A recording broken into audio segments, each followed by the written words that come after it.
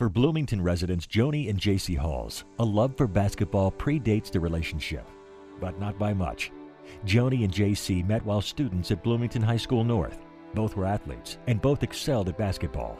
We started dating when we were sophomores in high school, and actually the first date was a hayride. From then on, we've been together.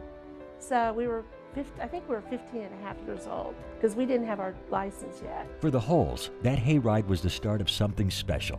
The couple went off to college together before marrying and starting a family. Eventually, the Halls family settled down in Bloomington. Over the years, J.C. turned his passion for basketball into a career as a coach and trainer. My workouts aren't easy, and I kind of warn them that before they get started. They go an hour and a half, and they're all old school fundamentals is what I say. But it was during the basketball season this past year that J.C. developed a bad cold that lingered for several weeks.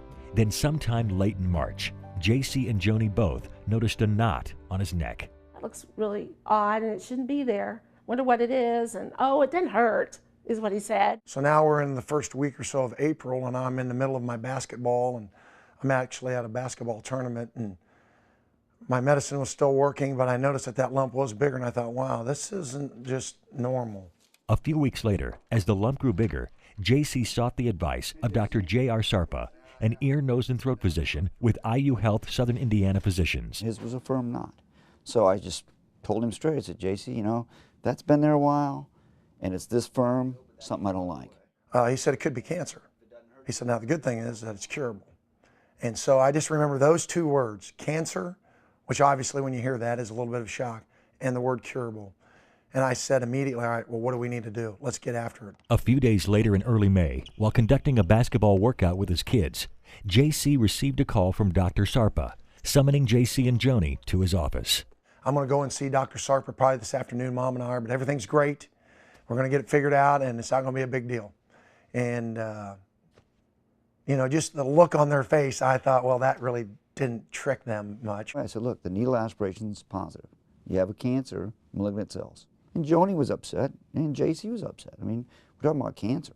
I told him what we're going to do is cross each bridge as we come to it, battle through this, and fight the cancer and win. Though not totally unexpected, the diagnosis of cancer was still shocking for both JC and Joni. It was a warp speed of 35, 40 years of your life, of being with your wife and your kids, and you go, wow. You know, at that point, it was definitely shocking, but I think I knew that it was when I went in there, that was what he was going to say. Later that same afternoon, Dr. Sarpa performed surgery on J.C. to remove his right tonsil, the primary site for J.C.'s cancer. Over the next few weeks, J.C. waited to make sure that the surgery had removed the cancer from the tonsil area. He and Joni also spent time with their family and offered reassurance to their children. And all right, guys, here's what's going on. We're going to hit this thing full blast, like hitting it with a 2x4 upside the head and going after it. And we got great doctors. We got great people that, you know, and here's the plan of attack. After confirmation came that surgery had taken care of the cancer around his right tonsil, there was still the lump in his neck to contend with.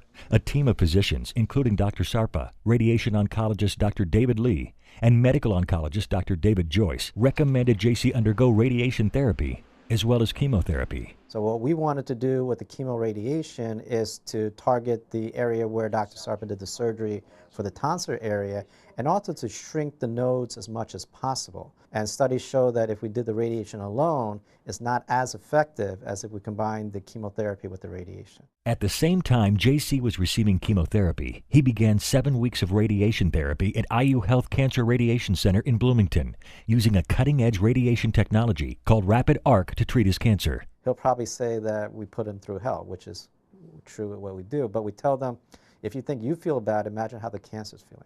So it's not like we don't want to be nice to our patient, we just don't want to be nice to the cancer.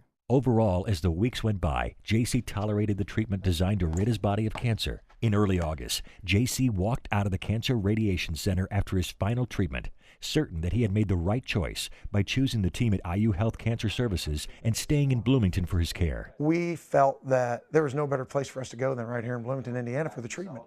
You got great doctors, you got great staffs, He got great technology. During the treatments that demanded so much from his body, JC was able to keep up with most of his busy schedule. Seeing those kids, being able to go through that and still be able to put the energy level that I needed to put into it and be able to do that, it took my mind off what was going on, and it kept me in this state of normal. Today, with cancer treatment behind them, both JC and Joni reflect on the past few months. The thing that was scary is that you can't control the cancer. I mean, obviously, I would not have written that chapter in my book. I'm going to have cancer when I'm 50 years old.